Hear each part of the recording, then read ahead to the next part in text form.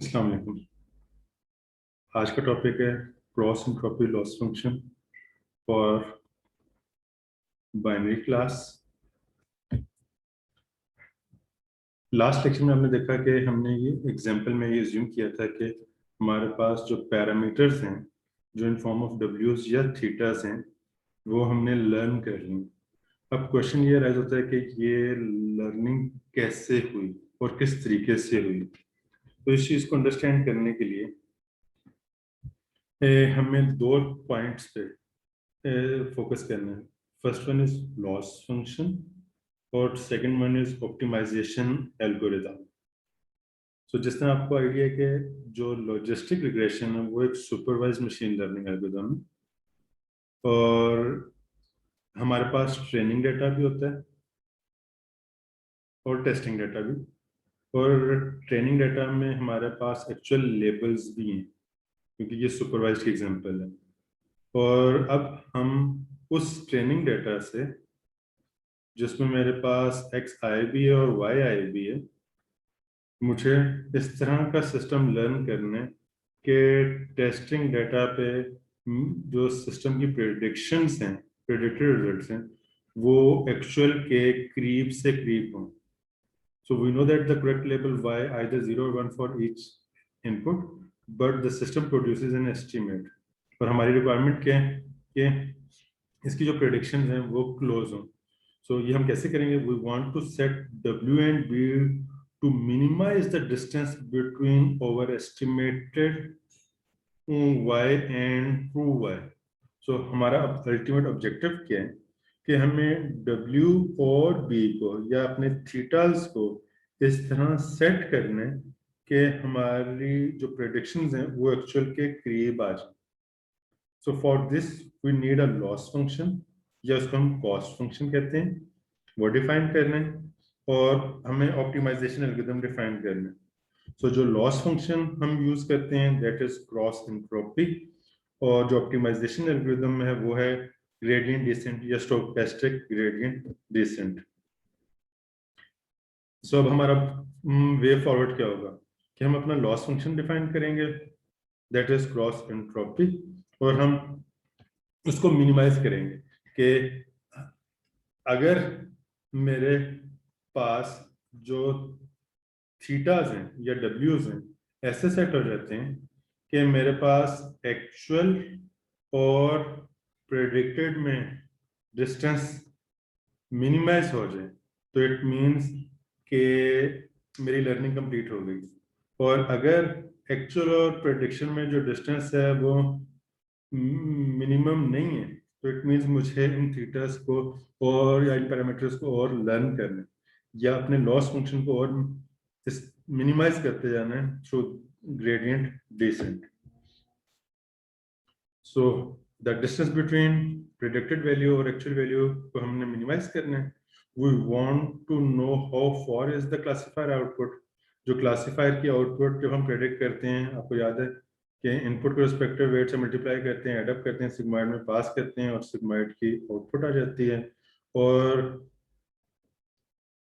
Her at the time of training हमारे पास उनकी predicted values भी आ रही हैं और उनके एक्चुअल आंसर्स भी at the time of training, क्योंकि हमें साथ साथ अपने वेट्स को लर्न करना है।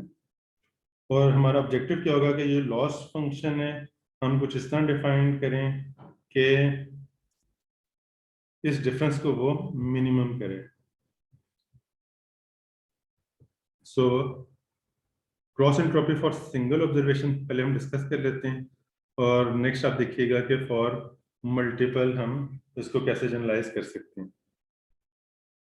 गोल क्या है? Maximize probability for the correct levels, कि जहाँ पे मेरे पास ट्रेनिंग डेटा मॉडल लर्न कर रहा है तो उसमें हमें वो एग्जाम्पल पॉइंट जो 0 क्लास से बिलोंग कर रहे हैं या 1 क्लास से बिलोंग कर रहे हैं उनके करेक्ट लेवल होने की प्रोबेबिलिटी को मैक्सिमाइज करना।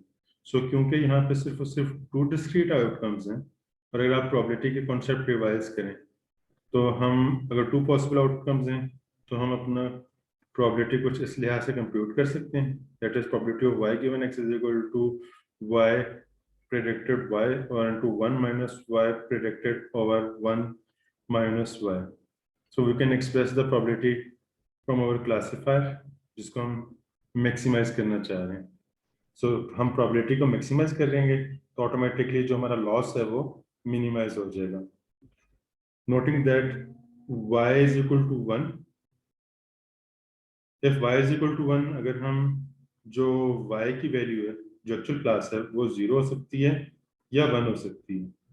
अगर हमारे पास y की वैल्यू 1 है तो अब होगा क्या कि y predicted 1 1 minus y predicted 1 minus 1, that is y predicted 1 1 minus y predicted 0, किसी भी चीज की पावर 0 that is 1, तो हमारे पास सिर्फ y predicted रह जाएगा. और अगर हम y predicted 0 ले लें तो 1 minus y predicted 1 minus 0, और ये पावर 0 है तो ये 1 into 1 minus y predicted 1 और 1 आ जाएगा और 1 minus y predicted आ जाएगा. So it means के अगर मेरे पास एक्चुअल आंसर 1 है तो मेरे पास सिंपल y कैरेट आ जाएगा, और अगर मेरे पास एक्चुअल आंसर 0 है तो ये 1 माइनस प्रेडिक्टेड आ जाएगा जो कि 0 क्लास होने की प्रोबेबिलिटी है. सो गोल क्या है? मैक्सिमाइज द प्रोबेबिलिटी को मैक्सिमाइज करना है. So now take log both sides. जब हम इसकी साइड पे भी लॉग ले लेंगे और यहाँ पे भी लॉग ले लेंगे तो ऑटोमेटिकली क्या होगा कि आप देख सकते हैं कि ये मेरे पास log of p of this आ गया जिसको हमने मैक्सिमाइज करना है. और क्योंकि ये दो एक्सप्रेशंस हैं तो ऑटोमेटिकली इसमें भी प्लस आ जाएगा. So log of y caret, so log of ये एक्सप्रेशन आ गई. सो जब आपने log को इसको अप्लाई किया तो इसमें प्लस आ गया. ये पावर है, ये यहाँ पे मल्टीप्लाई हो जाएगी तो आपके पास आ जाएगा y log कैरेट, और अगेन यहाँ पे ये पावर थी, ये आपके पास आ जाएगी 1 minus y log into 1 minus this. whatever rule maximizes log also maximizes. जो भी हम रूल अप्लाई करें, अगर हम लॉग को मैक्सिमाइज कर लेंगे तो प्रोबेबिलिटी मैक्सिमाइज हो जाएगी, प्रोबेबिलिटी को मैक्सिमाइज कर लेंगे तो लॉग मैक्सिमाइज हो जाएगा. लेकिन अभी हम क्या करना चाह रहे हैं, हम अपना लॉस फंक्शन डिफाइन करना चाह रहे हैं ताकि वो उसको हम मिनिमाइज कर सकें.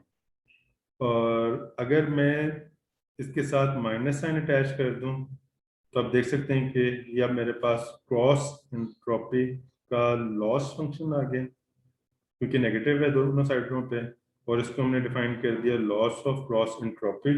अब मैं अगर इस लॉस फंक्शन को मिनिमाइज कर दूं तो ऑटोमेटिकली जैसे जैसे मैं मिनिमाइज करता जाऊंगा जो इसकी प्रोबेबिलिटी है वो मैक्सिमाइज होती जाएगी. और इस तरह जब हमने इसको पुट किया तो हमारे पास y प्रेडिक्टेड किस तरीके से आ रहा था, अगर आपको याद हो, that is sigmoid of w dot x plus b. तो हमने y की वैल्यू इसमें प्रोडक्ट पुट की, और फॉर सिंगल वेरिएबल हमारे पास ये बाइनरी क्रॉस एंट्रोपी आ गया.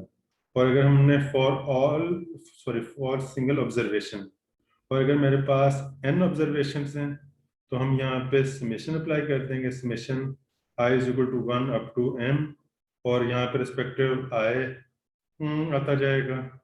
और उसी लिहाज से फिर फॉर ऑल एग्जाम्पल पॉइंट्स मेरे पास जो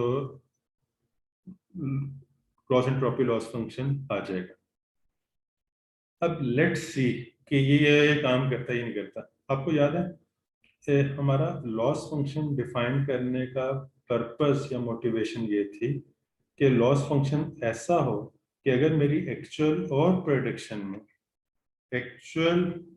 एक्चुअल और प्रेडिक्टेड क्लोज हो तो लॉस जो है वो कम आना चाहिए, लेस होना चाहिए. और अगर एक्चुअल और प्रेडिक्टेड फार है तो जो लॉस है वो ग्रेटर होना चाहिए. सो इस डिस्कशन को ध्यान से सुनिएगा, आपको चीजें ज्यादा क्लियर रहती हैं। अब हम वैलिडेट करें कि क्या ये लॉस फंक्शन डिफाइन हुआ है, ये करेक्टली काम भी कर रहा है नहीं कर रहा। मींस जब आपके पास एक्चुअल और प्रेडिक्शन दोनों क्लोज आ रही हैं तो इस लॉस फंक्शन को कम वैल्यू जनरेट करनी चाहिए। जब आप एक्चुअल और प्रेडिक्टेड में डिफरेंस ज्यादा आ रहा है तो ऑटोमेटिकली इस लॉस को ज्यादा वैल्यू जनरेट करना चाहिए। So smaller if model estimate is closer to the correct one, bigger if the model is confused. So let's first suppose the true label. So अब हम ये assume करते हैं, so अब ध्यान से सुनिएगा। अब हम ये assume करते हैं कि ना ये आपके पास एक इनपुट डेटा आया और उसका ट्रू लेबल y था। नेक्स्ट, अगर आपके पास इसका ट्रू लेबल y था तो हमारे पास इस एग्जांपल के W यानी जो वेट्स जो लर्न करने थे वो भी अवेलेबल थे, दैट इज दिस वन। और मेरे पास जो x फीचर है उस डाटा से वो भी हमने एक्सट्रैक्ट कर लिया। और जब प्लस से बिलोंग होने की प्रोबेबिलिटी फाइंड की तो वो 0.7 है।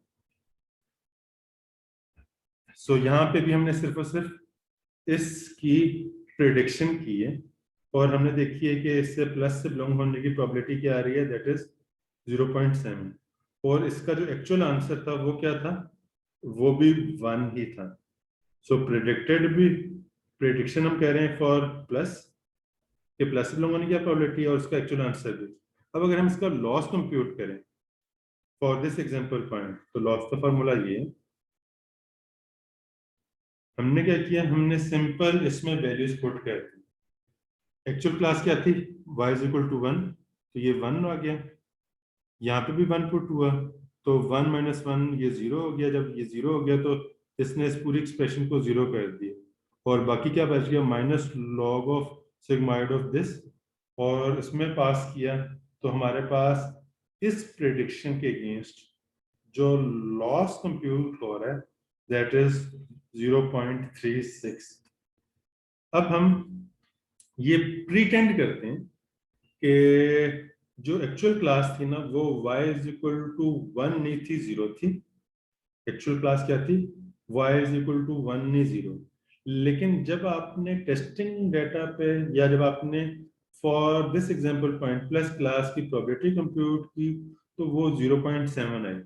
सो आप देख सकते हैं कि 0 एक्चुअल क्लास है, आंसर आ रहा है 0.7, डिस्टेंस प्रिडिक्टेड में और एक्चुअल में ज्यादा है। सो यहाँ पे वही चीज, सपोज कि जो y था वो 0 था,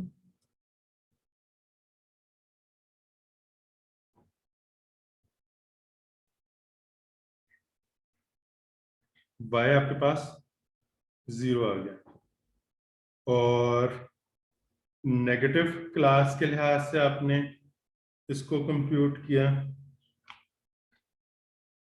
तो आपके पास वैल्यूज ये आ गई। सो y के लिए जब आपने किया तो आपके पास माइनस क्लास की प्रोबेबिलिटी आपने कंप्यूट की यूजिंग दिस एक्सप्रेशन। इस केस में आंसर आ रहा है दैट इज 0.3, काफी कम है क्योंकि ये इंडिकेट कर रहा है कि जो टेस्टिंग ये जो इनपुट है ये 1 क्लास से बिलोंग हो रहा है। सो जब आपने यहाँ पे इसको पुट किया 1 माइनस 0, यहाँ पे 0 था, ये पूरी एक्सप्रेशन 0 हो गई और आपके पास जो लॉस कंप्यूट हुआ दैट इज 1.2। तो आप देख सकते हैं कि प्रीवियस एग्जांपल में, इस प्रीवियस स्लाइड में जब आपके पास एक्चुअल और प्रेडिक्टेड में डिफरेंस कम था तो लॉस कम जनरेट हुआ, और जब आपके पास एक्चुअल और प्रेडिक्टेड में डिफरेंस ज्यादा हुआ तो लॉस भी ज्यादा हो गया। So the loss when model was right is this और is lower when the model was wrong. So अगर मॉडल जब रॉन्ग था के लिहाज से अगर हमने कंप्यूट किया तो वो आपके पास हाई आ रहा है। सो इट मीन्स के जब हम through gradient descent using binary cross entropy multiple iterations के थ्रू लर्न करेंगे, तो ऑटोमेटिकली जब हम ट्रेनिंग डाटा पे मॉडल ट्रेन कर रहे हैं तो उस पर जो प्रेडिक्शंस आ रही हैं अगर वो एक्चुअल के करीब हैं तो कम पेनल्टी पड़ेगी, वेट्स में कम चेंज आएगा, और अगर एक्चुअल और प्रेडिक्ट में डिफरेंस ज्यादा है तो थ्रू ग्रेडियंट डिसेंट वेट को ज्यादा पेनलाइज किया जाएगा और वेट में ज्यादा चेंजेस आएंगी। नेक्स्ट फ्यू लेक्चर्स में आप इनकी डिटेल्स देखेंगे, होपफुली आपको चीजें ज्यादा क्लियर हो जाएंगी। थैंक यू, अल्लाह हाफिज़।